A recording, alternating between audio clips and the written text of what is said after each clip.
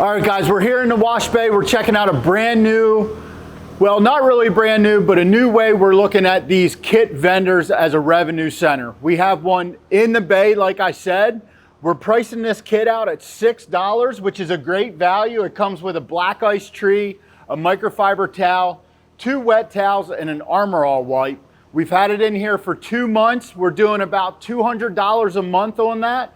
That's $3 per kit that we're making in the bay right now. We're bringing the vending back, and we're bringing it back to the customer with easy access. This customer is going to put these vendors in the rest of his bays, and he's actually going to put them at the vacuums as well. He's going to play around with the different kits that we sell at Kleen-Rite to see which one fits his customers best.